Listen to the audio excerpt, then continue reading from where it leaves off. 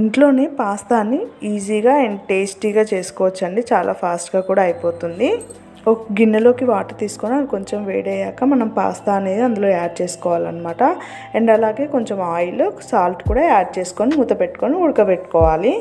మనం ఇక్కడ ఏంటంటే ఉల్లిపాయ, పచ్చిమిర్చి, కరివేపాకు, కొత్తిమీర, పుదీనా, క్యారెట్, టమాటా ఇవన్నీ కట్ చేసి పెట్టుకోవాలి. ఇలా 70% ఉడికిన తర్వాత వాటర్ అన్నీ వంపేసుకోవాలి.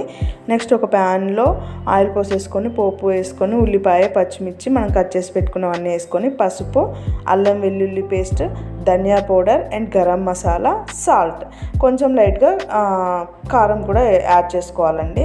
ఇవన్నీ బాగా మిక్స్ చేసుకోవాలండి. చేసుకున్న తర్వాత ఏంటంటే ఓ పెద్ద గ్లాస్లో హాఫ్ గ్లాస్కి ఎక్కువనే వాటర్ పడతాయి అన్నమాట. ఇవి మళ్ళీ కొంచెం బాయిల్ అవ్వాలి. అక్కడ 70% బాయిల్ చేసుకున్నాం కదా, సో అందుకని చెప్పేసి హాఫ్ గ్లాస్కి ఎక్కువనే వాటర్ పోసేసి మొత్తం అదంతా ఇంకిపోయిన దాకా బాయిల్ చేసుకోవాలన్నమాట.